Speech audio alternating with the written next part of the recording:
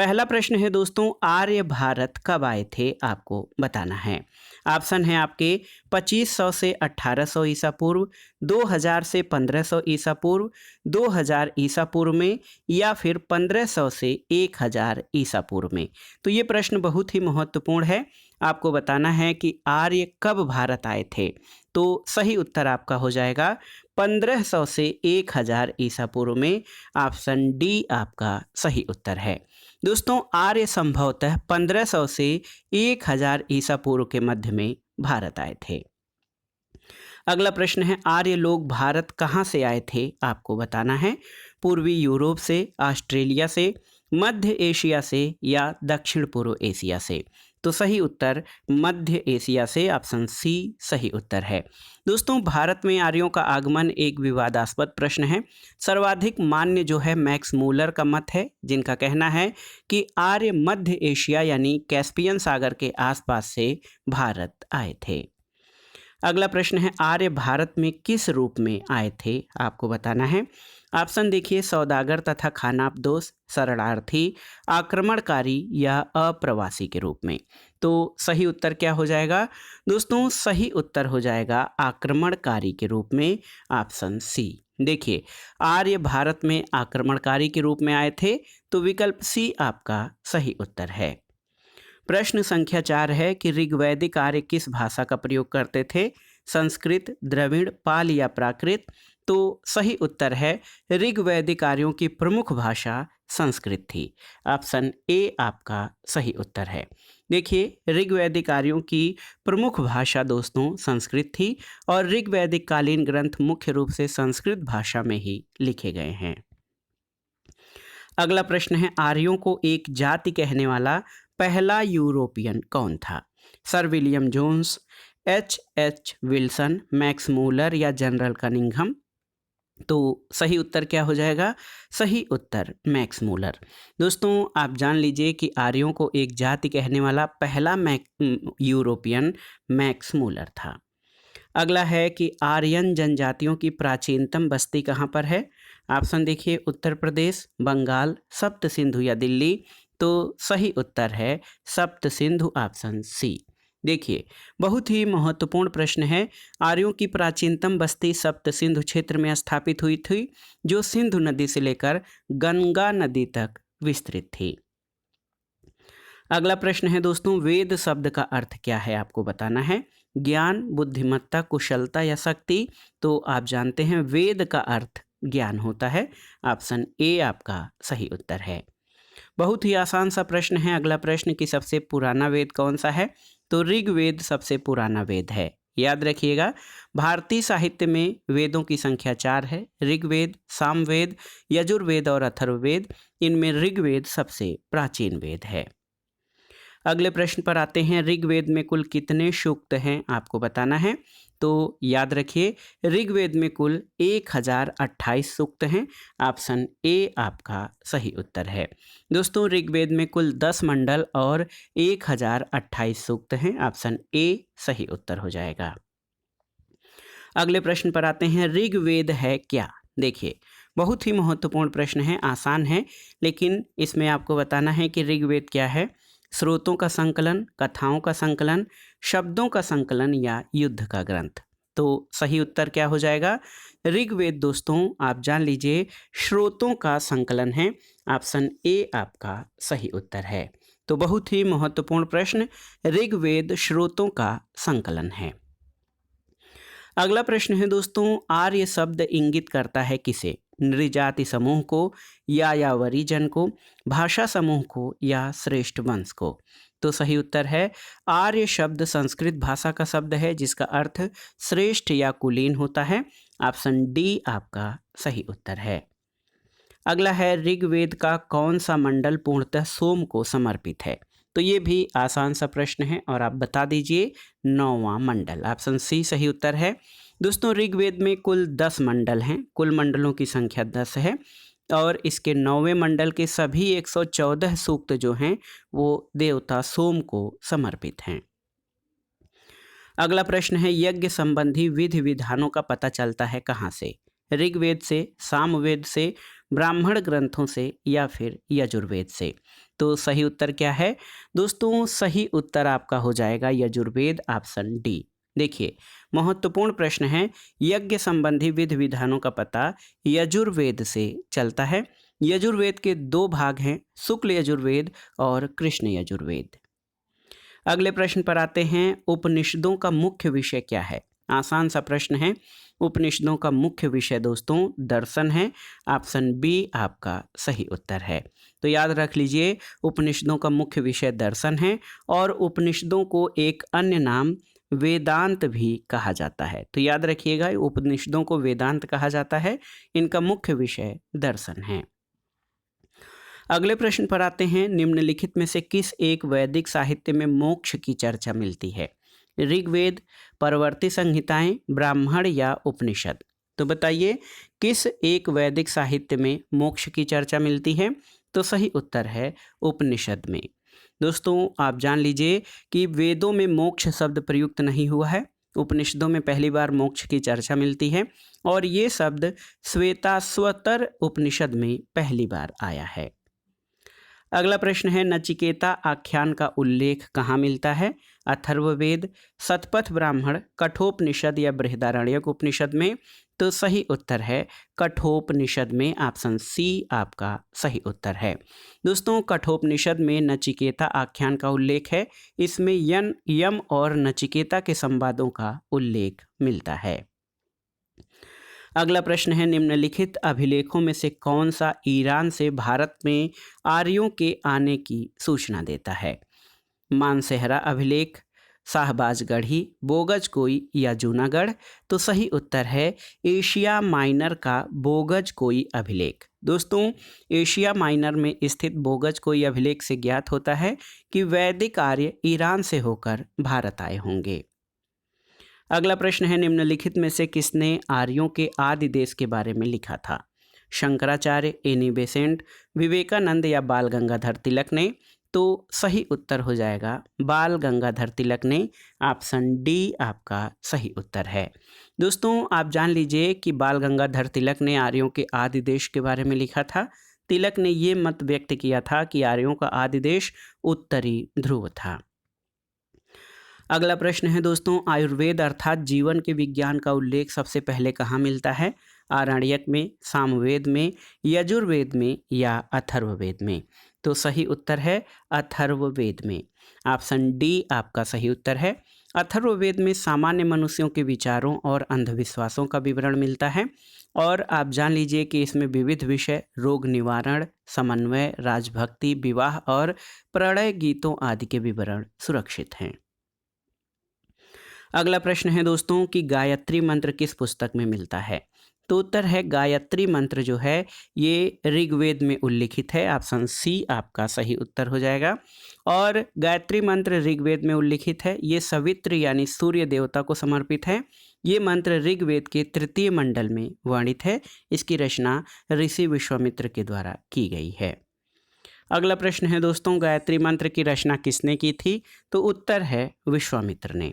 याद रखिएगा गायत्री मंत्र ऋग्वेद के तृतीय मंडल में है और इसके रचयिता विश्वामित्र हैं, ऑप्शन बी आपका सही उत्तर है।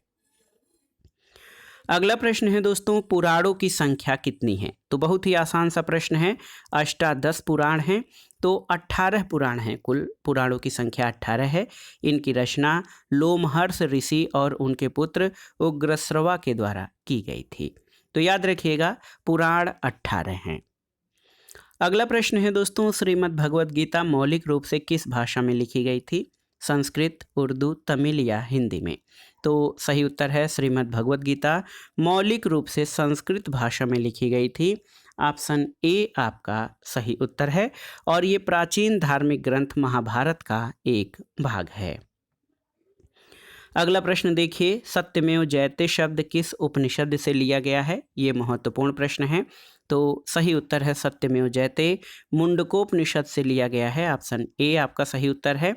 और सत्यमेव जयते नान्यतम यानी सत्य की विजय होती है, असत्य की नहीं।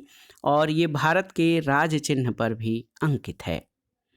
अगला प्रश्न है, तमसो माँ ज्योतिर्गमय कथन है मूलतः किसका? उपनिषद का, महाकाव्य का, पुराणों का या खट दर्शन का? तो सही उत्तर क्या हो जाएगा? दोस्तों तमसो मा ज्योतिर्गमय ये कथन बृहदारण्यक उपनिषद से लिया गया है। इसका अर्थ होता है अंधकार से प्रकाश की ओर। और आप जान लीजिए ये उपनिषदों का कथन है, बृहदारण्यक उपनिषद से उद्धृत है। ऑप्शन ए आपका सही उत्तर है। अगला प्रश्न है ऋग्वेद की मूल लिपि क्या थी। देखिए बहुत ही महत्वपूर्ण प्रश्न है दोस्तों, ऋग्वेद की मूल लिपि क्या थी आपको बताना है। देवनागरी, खरोष्ठी, आरमाइक या ब्राह्मी। तो सही उत्तर है ब्राह्मी। ऑप्शन डी आपका सही उत्तर है। दोस्तों ऋग्वेद की मूल लिपि ब्राह्मी थी, याद रखिएगा। लिपि और भाषा में अंतर है। लिपि पूछा गया है तो लिपि ब्राह्मी थी। ऋग्वेद में कुल 10 मंडल हैं, 1028 सूक्त हैं। ऋग्वेद के पुरोहित को होता कहा जाता था। अगला प्रश्न है दोस्तों ऋग्वेद उपनिषद काल के राजा अश्वपति शासक थे कहाँ के। तो सही उत्तर क्या हो जाएगा, केकय प्रदेश के। दोस्तों आप जान लीजिए उपनिषदों में वर्णित राजाओं में विदेह के राजा जनक, पांचाल के राजा प्रवाहड़ जाबाल, केकय के राजा अश्वपति और काशी के राजा अजात शत्रु प्रमुख थे। तो ऑप्शन बी आपका सही उत्तर हो जाएगा। उपनिषद काल में राजा अश्वपति केकय प्रदेश के शासक थे। अगला प्रश्न है प्रसिद्ध 10 राजाओं का युद्ध किस नदी के तट पर लड़ा गया था। तो याद रखिएगा परुष्णी नदी के तट पर 10 राग युद्ध यानी 10 राजाओं का युद्ध दोस्तों परुष्णी नदी के तट पर, जो कि जिसको आधुनिक रावी कहा जाता है, उसके तट पर लड़ा गया था, जिसमें भरतों के राजा सुदास की विजय हुई थी। ऑप्शन डी आपका सही उत्तर है। अगला प्रश्न है कि निम्न में से किस नदी को ऋग्वेद में मातेतमा, देवीतमा और नदीतमा से संबोधित किया गया है। तो सही उत्तर क्या है दोस्तों, सही उत्तर है सरस्वती, आप जान लीजिए। और ऋग्वेद में सरस्वती को सबसे अधिक पवित्र और उच्च स्थान प्राप्त था। सरस्वती को मातेतमा, देवीतमा और नदीतमा कहा गया है, यानी सबसे अच्छी माँ, सबसे अच्छी देवी और सबसे अच्छी नदी। अगला प्रश्न है दोस्तों वैदिक युग में प्रचलित लोकप्रिय शासन प्रणाली कौन सी थी। निरंकुश, प्रजातंत्र, गणतंत्र या वंश परंपरागत राजतंत्र। तो सही उत्तर आपका हो जाएगा देखिए वंश परंपरागत राजतंत्र, ऑप्शन डी। देखिए दोस्तों बहुत ही महत्वपूर्ण प्रश्न है, वैदिक काल में प्रचलित लोकप्रिय शासन प्रणाली वंश परंपरागत राजतंत्र थी, यद्यपि जनता द्वारा चुनाव के भी कुछ उदाहरण मिलते हैं। अगला प्रश्न है वैदिक युगीन सभा। ऑप्शन देखिए गांव के व्यावसायिक लोगों की संस्था थी, राज दरबार होता था, मंत्रि परिषद थी या राज्य के समस्त लोगों की एक राष्ट्रीय सभा थी, क्या आपको बताना है। तो सही उत्तर है वैदिक युगीन सभा जो है ये मंत्रि परिषद होती थी, ऑप्शन सी आपका सही उत्तर है। तो याद रखिए वैदिक काल में सभा और समिति नाम की 2 संस्थाएं थीं और राजा की निरंकुशता पर ये नियंत्रण रखने का कार्य करती थी। सभा जो है कुलीन और वृद्ध मनुष्यों की संस्था थी, जिसमें उच्च कुल के उत्पन्न व्यक्ति ही भाग ले सकते थे। तो सही उत्तर क्या हो जाएगा दोस्तों, सही उत्तर आपका हो जाएगा वैदिक काल में जो सभा थी, ये बहुत ही महत्वपूर्ण प्रश्न है, ये मंत्रि परिषद होती थी। अगला प्रश्न है किस वेद में सभा और समिति को प्रजापति की 2 पुत्रियां कहा गया है, आपको बताना है, महत्वपूर्ण प्रश्न है। तो सही उत्तर है अथर्ववेद में, ऑप्शन डी। दोस्तों अथर्ववेद में सभा और समिति को प्रजापति की 2 पुत्रियां कहा गया है। अगले प्रश्न पर आते हैं, महत्वपूर्ण प्रश्न है कि किस वैदिक ग्रंथ में वर्ण शब्द का सबसे पहले नाम उल्लेख मिलता है। ऋग्वेद, अथर्ववेद, सामवेद और यजुर्वेद। तो आपको बताना है कि कहाँ पर यानी जो है किस वैदिक ग्रंथ में वर्ण शब्द का उल्लेख सबसे पहले मिलता है।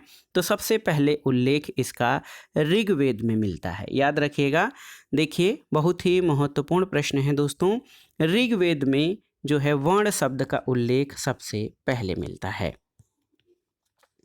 वर्ण शब्द का उल्लेख सबसे पहले कहाँ मिलता है, तो ये आपका मिलता है ऋग्वेद में, ऑप्शन ए आपका सही उत्तर है। और आप जान लीजिए कि ऋग्वेद में वर्ण शब्द रंग के अर्थ में तथा कहीं कहीं व्यवसाय चयन के अर्थ में प्रयुक्त हुआ है। अगले प्रश्न पर आते हैं, भारत में किस स्थल की खुदाई से लौह धातु के प्रचलन के प्राचीनतम प्रमाण मिले हैं। तक्षशिला, अतरंजी खेड़ा, कौशाम्बी या हस्तिनापुर? तो सही उत्तर है अतरंजी खेड़ा, ऑप्शन बी। दोस्तों, अतरंजी खेड़ा से लौह धातु मल तथा धातु शोधन में प्रयुक्त होने वाली भट्ठियां मिली हैं, जिनसे ये संकेत मिलता है कि यहाँ लौह धातु को गलाने का कार्य स्थानीय रूप से होता था। अगला प्रश्न है, भारतीय संस्कृति के अंतर्गत रित का अर्थ क्या है? रित, तो बताइए भारतीय संस्कृति के अंतर्गत रित का अर्थ क्या है? प्राकृतिक नियम, कृत्रिम नियम, मानवीय नियम, सामाजिक नियम या इनमें से कोई नहीं? तो सही उत्तर है रित के द्वारा विश्व में सुव्यवस्था और प्रतिष्ठा स्थापित होती है। ये विश्व की व्यवस्था का नियामक है और इसका अर्थ प्राकृतिक नियम है। ऑप्शन ए आपका सही उत्तर है।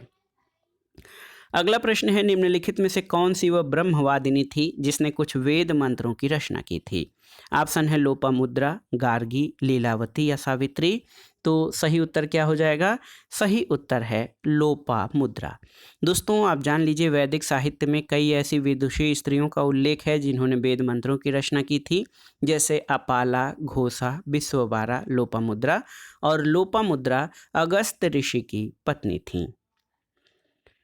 अगला प्रश्न है, ऋग्वैदिक काल में निष्क, याद रखिएगा ऋग्वैदिक काल में निष्क किस अंग का आभूषण था?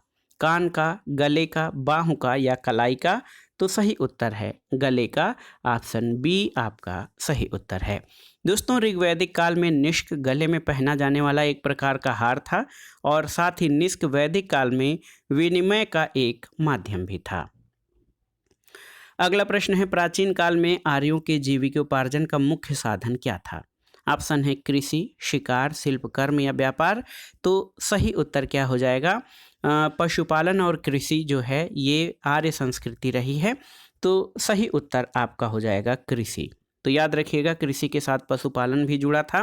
प्राचीन काल में आर्यों के जीविकोपार्जन का मुख्य साधन कृषि थी। अगला प्रश्न है दोस्तों, ऋग्वेद में उल्लिखित यव शब्द किस कृषि उत्पाद के लिए प्रयुक्त किया गया है? तो यव यानी जौ।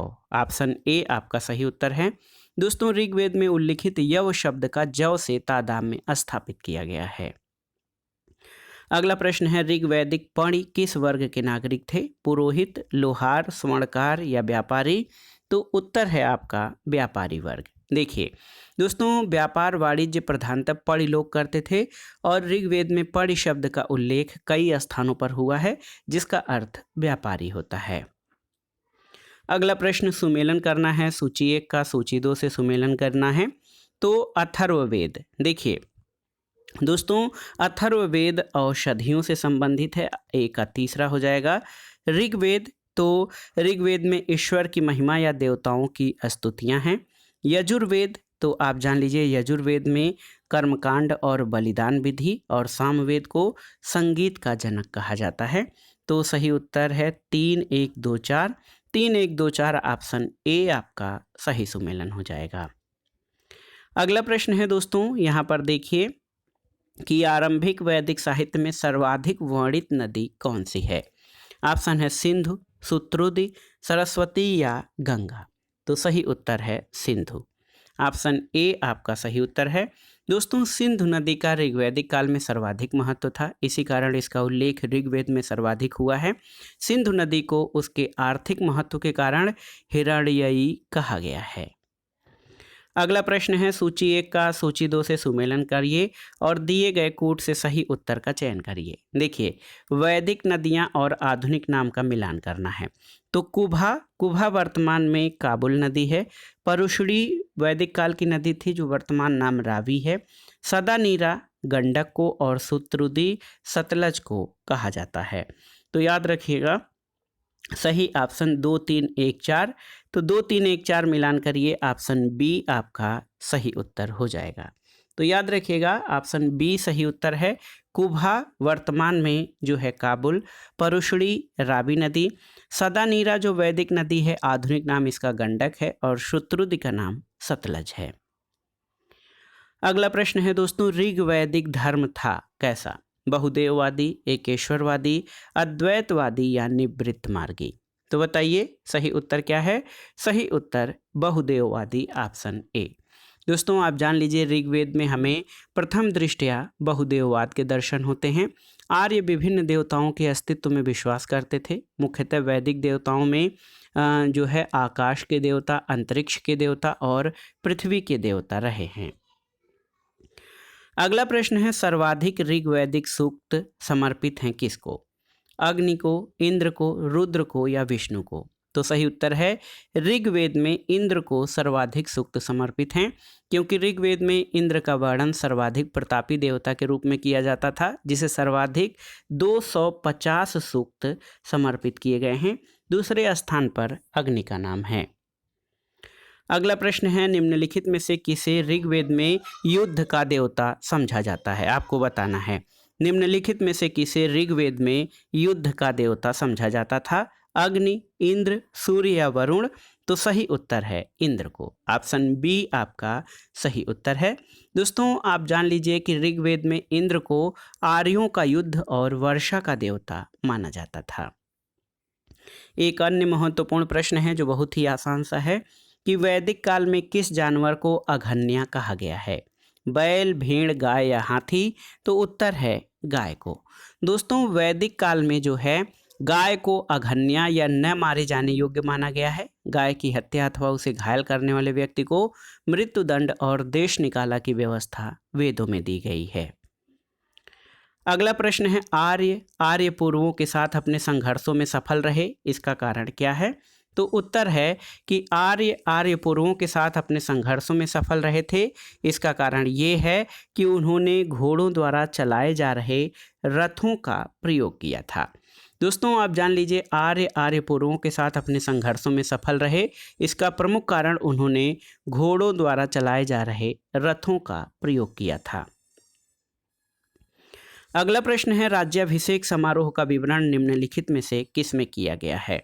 केनोपनिषद, विष्णु पुराण, ऐतरेय ब्राह्मण या अथर्ववेद में? तो आपको बताना है राज्याभिषेक समारोह का विवरण किस में किया गया है। ऑप्शन आपके सामने हैं केनोपनिषद, विष्णु पुराण, ऐतरेय ब्राह्मण या अथर्ववेद। तो सही उत्तर ऐतरेय ब्राह्मण हो जाएगा। ऑप्शन सी आपका सही उत्तर है।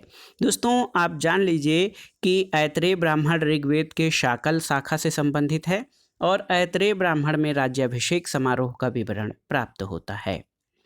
अगला प्रश्न है प्रश्न संख्या 50 कि आरंभिक वैदिक काल में वर्ण व्यवस्था आधारित थी किस पर? शिक्षा पर, जन्म पर, व्यवसाय पर या फिर प्रतिभा पर?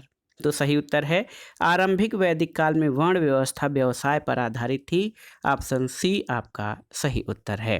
दोस्तों एक ही परिवार के लोग अलग अलग व्यवसाय से जुड़े हुए थे, क्योंकि आरंभिक वैदिक काल में वर्ण व्यवस्था व्यवसाय पर आधारित थी। अगला प्रश्न है कि वैदिक युग में राजा अपनी जनता से जो कर वसूल करते थे उसे क्या कहते थे? ऑप्शन देखिए बलि, विदथ, वर्मन या कर? तो सही उत्तर है बलि। देखिए बलि सही उत्तर है। वैदिक युग में राजा अपनी जनता से जो कर वसूल करते थे उसे बलि कहा जाता था।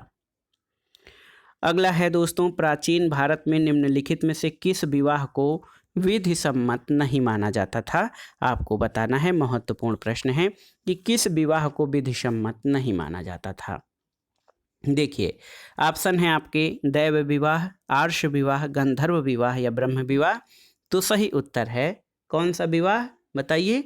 गंधर्व विवाह, ऑप्शन सी।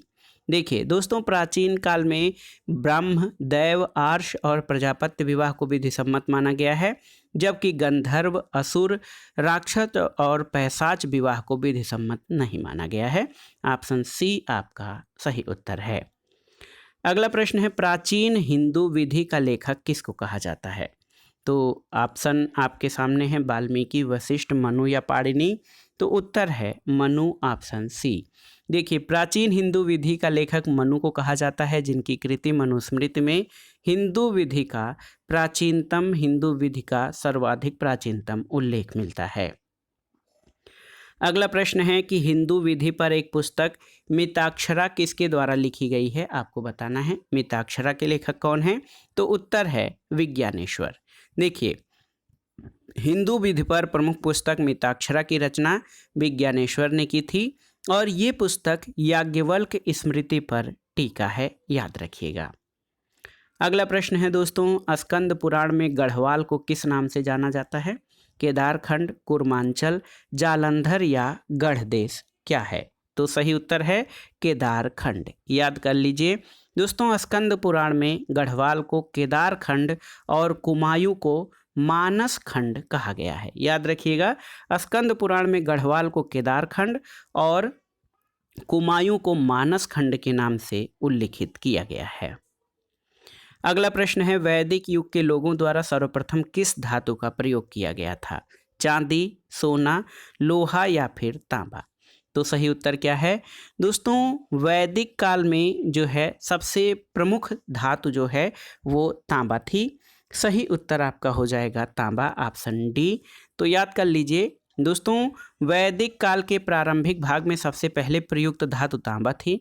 उत्तर वैदिक काल में तांबे के अलावा चांदी, सोना, लोहा आदि धातुओं का भी प्रयोग होने लगा था। अगला प्रश्न है, ऋग्वैदिक काल से पूर्व आर्यों का मुख्य व्यवसाय क्या था? शिल्पकारी, पशुपालन, खेती या व्यापार? तो सही उत्तर है पशुपालन, ऑप्शन बी। याद कर लीजिए दोस्तों, पशुपालन जो है ये ऋग्वैदिक काल से पूर्व आर्यों का मुख्य व्यवसाय था। अगला प्रश्न है कि वैदिक साहित्य में प्रयुक्त व्रीहि शब्द का अर्थ क्या है? जौ, तिल, गेहूं या चावल? तो सही उत्तर है व्रीहि शब्द का अर्थ चावल है। दोस्तों आप जान लीजिए, वैदिक साहित्य में व्रीहि और तंतुल का तात्पर्य चावल से है। गेहूं के लिए गोधूम शब्द का प्रयोग किया जाता था। अगला प्रश्न है दोस्तों, ऋग्वेद में सबसे पवित्र नदी का जिक्र था, वो नदी कौन थी? तो सही उत्तर है ऋग्वेद में सबसे पवित्र नदी या वैदिक काल की सबसे पवित्र नदी सरस्वती को माना जाता है और इसको श्रेष्ठ नदियों में श्रेष्ठ नदीतमा, मातेतमा और देवीतमा कहा गया है। अगला प्रश्न है, ऋग्वेद में वर्णित देवताओं में सबसे प्रमुख देवता कौन थे? तो उत्तर है इंद्र। देखिए महत्वपूर्ण प्रश्न है, ऋग्वेद में इंद्र को सबसे महत्वपूर्ण देवता माना गया है। इंद्र को विश्व का स्वामी कहा गया है और उन्हें पुरंदर की संज्ञा दी गई है। अगला प्रश्न है, वेदांगों के संदर्भ में निम्नलिखित शब्दों में कौन सा शब्द अनुष्ठान को दर्शाता है? छंद, व्याकरण, शिक्षा या कल्प? तो बताइए सही उत्तर क्या हो जाएगा? अनुष्ठान शब्द को दर्शाने वाला शब्द क्या है? तो सही उत्तर है कल्प। दोस्तों वेदांगों के संदर्भ में कल्प शब्द अनुष्ठान को दर्शाता है। अगला प्रश्न है, वैदिक धर्म का मुख्य लक्षण इनमें से किसकी उपासना थी? प्रकृति, पशुपति, देवी माता या त्रिमूर्ति? तो सही उत्तर है वैदिक धर्म का मुख्य लक्षण प्रकृति की उपासना थी, ऑप्शन ए आपका सही उत्तर है। आर्यों ने प्रकृति की रहस्यमय शक्तियों से प्रभावित होकर उन्हें दिव्य स्वरूप प्रदान किया था और इन शक्तियों की देवताओं के रूप में स्तुति की थी। अगला प्रश्न है, प्राचीन भारतीय समाज के प्रसंग में निम्नलिखित शब्दों में कौन सा शब्द शेष तीन के वर्ग का नहीं है? कुल, वंश, कोश या गोत्र? आपको बताना है। तो सही उत्तर क्या हो जाएगा? सही उत्तर आपका हो जाएगा कोश। यहाँ पर ऑप्शन सी सही उत्तर हो जाएगा। कुल, वंश और गोत्र जो है एक वर्ग से संबंधित हैं। प्राचीन भारतीय समाज में कुल, वंश और गोत्र परिवार से संबंधित हैं, जबकि कोश परिवार से संबंधित न होकर भंडार से संबंधित है। अगला प्रश्न है दोस्तों, किस उपनिषद का शाब्दिक अर्थ सफेद घोड़ा होता है? देखिए कठोपनिषद, छांदोग्य उपनिषद, तैत्तिरीय उपनिषद, ईशोपनिषद या इनमें से कोई नहीं? तो सही उत्तर है इनमें से कोई नहीं। क्यों? क्योंकि सफ़ेद घोड़ा जो है श्वेताश्वतर उपनिषद का अर्थ होता है। तो याद रखिएगा श्वेताश्वतर उपनिषद का अर्थ सफ़ेद घोड़ों द्वारा खींचा गया होता है, यानी ड्रॉन बाय व्हाइट स्टेट्स। अगला प्रश्न है, सूची 1 का सूची 2 से सुमेलन करिए और दिए गए कूट से सही उत्तर का चयन करिए। सूची 1 और सूची 2 का चयन करना है। इसमें आपको आप देखिए ऋग्वेद में श्रोत और प्रार्थनाएं दी गई हैं, यजुर्वेद में श्रोत और कर्मकांड दिए गए हैं, सामवेद संगीतमय श्रोत हैं और अथर्ववेद में तंत्र मंत्र, वशीकरण और जादू टोना का वर्णन है। तो सही मिलान क्या हो जाएगा? 4, 2, 1 और 3। ऑप्शन ए आपका सही उत्तर है। अगला प्रश्न है दोस्तों, सूची 1 का सूची 2 के साथ सुमेलन कराइए और दिए गए कूट से सही उत्तर का चयन करिए। तो यहाँ पर आप देख सकते हैं, बहुत ही महत्वपूर्ण है।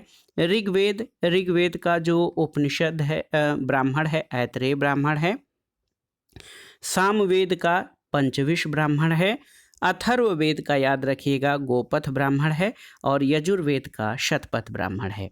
तो देखिए, बहुत ही महत्वपूर्ण प्रश्न है। ऋग्वेद का ऐतरेय ब्राह्मण, सामवेद का पंचविश ब्राह्मण, अथर्ववेद का गोपथ ब्राह्मण और यजुर्वेद का शतपथ ब्राह्मण। तो 3, 4, 1 और 2 मिलान करिए।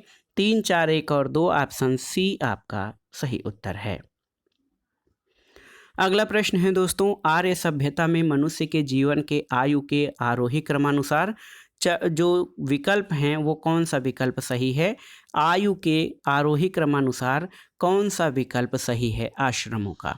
तो सही उत्तर क्या है? सही उत्तर आपका हो जाएगा दोस्तों, देखिए, ये ब्रह्मचर्य, गृहस्थ, वानप्रस्थ और संन्यास, इसमें 100 वर्षों के जीवन काल को 4 भागों में 25-25 वर्षों में बांटा गया था। और इसमें ब्रह्मचर्य के लिए आरंभिक अवस्था से 25 वर्ष, गृहस्थ के लिए 25 से 50 वर्ष, वानप्रस्थ के लिए 50 से 75 और संन्यास के लिए 75 वर्ष से 100 वर्ष तक के आयु का विभाजन किया गया था। अगला प्रश्न है, धर्म तथा रीत भारत की प्राचीन वैदिक सभ्यता के एक केंद्रीय विचार को चित्रित करते हैं। इस संदर्भ में निम्नलिखित कथनों पर विचार कीजिए। पहला कथन है कि धर्म व्यक्ति के दायित्वों और स्वयं तथा दूसरों के प्रति व्यक्तिगत कर्तव्यों की संकल्पना था। बिल्कुल सही है। ये देखिए, बहुत ही महत्वपूर्ण प्रश्न है, ये आपका सही है। और दूसरा है कि रीत मूलभूत नैतिक विधान था जो सृष्टि और उसमें अंतर्निहित सारे तत्वों के क्रियाकलापों को संचालित करता है। बिल्कुल सही। तो 1 और 2 दोनों ही सही हैं। धर्म और रीत के बारे में सही उत्तर ऑप्शन सी हो जाएगा। दोस्तों देखिए, बहुत ही महत्वपूर्ण प्रश्न है। धर्म और रीत की यहाँ पर व्याख्या दी गई है और इसमें दोनों ही कथन आपके सही हैं।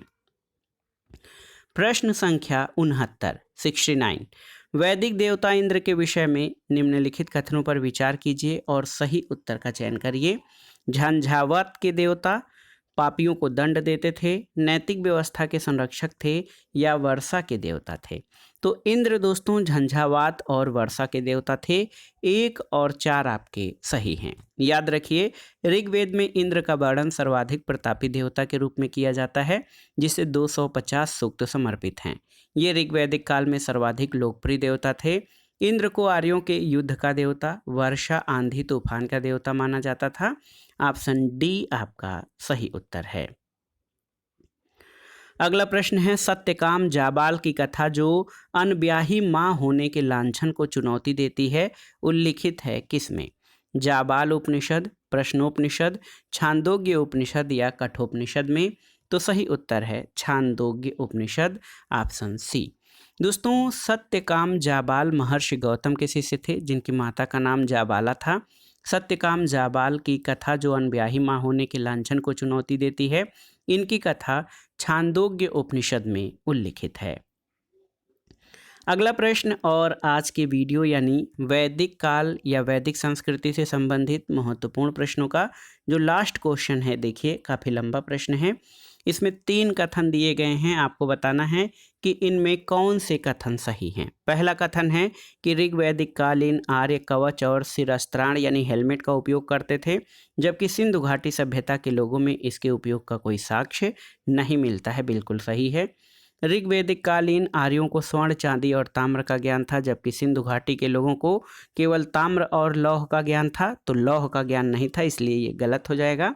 तीसरा है, ऋग्वैदिक कालीन आर्यों ने घोड़े को पालतू बना लिया था, जबकि इस बात का कोई साक्ष्य नहीं है कि सिंधु घाटी के लोग इस पशु को जानते थे। तो इस पशु के बारे में जानते भी थे, क्योंकि कहीं कहीं से घोड़े के अस्थिपंजर मिले हैं। तो केवल एक कथन आपका सही है। नीचे दिए गए कूट में केवल और केवल एक सही है। दोस्तों ऋग्वेद में कवच का उल्लेख है। संभवतः ऋग्वैदिक कालीन आर्य लौह और स्वर्ण से निर्मित कवच और हेलमेट यानी शिरस्त्राण का प्रयोग करते थे, जबकि सिंधु सभ्यता के लोगों में इसके उपयोग का कोई साक्ष्य नहीं है। सिंधु सभ्यता के स्थलों के उत्खनन से जो युद्ध संबंधी उपकरण साधारण कोटि के हैं, जो इस बात की ओर संकेत करते हैं कि उन्होंने भौतिक सुख सुविधाओं की ओर विशेष ध्यान दिया था। ऋग्वैदिक कालीन आर्यों को सोना, चांदी, तांबे का ज्ञान था, लेकिन सिंधु कालीन लोगों को केवल तांबा और कांसे का ही ज्ञान था। लोहे का प्रचलन उत्तर भारत में 1000 ईसा पूर्व से 600 ईसा पूर्व के मध्य हुआ था, तो दूसरा कथन आपका गलत हो जाएगा। इसके अलावा ऋग्वैदिक कालीन आर्यों ने घोड़े को पालतू बना लिया था, जिसकी सहायता से वे युद्धों में विजय प्राप्त करते थे।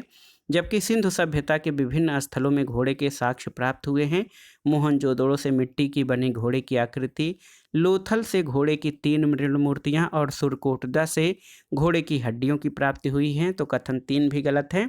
सही उत्तर केवल और केवल 1 हो जाएगा। तो दोस्तों, ये था आज का वीडियो। वस्तुनिष्ठ भारतीय इतिहास या भारतीय इतिहास के महत्वपूर्ण वस्तुनिष्ठ प्रश्नों के अभ्यास सेट में वैदिक कालीन या वैदिक संस्कृति से संबंधित महत्वपूर्ण प्रश्नों का अभ्यास सेट, जो आपके आगामी परीक्षाओं के लिए बहुत ही उपयोगी है। आप इन प्रश्नों को तैयार कर लीजिए। दोस्तों, वीडियो आपको कैसा लगा हमें कमेंट बॉक्स में ज़रूर बताइएगा। वीडियो को लाइक करें, शेयर करें और इस चैनल को सब्सक्राइब करें। वीडियो देखने के लिए धन्यवाद दोस्तों। नमस्कार।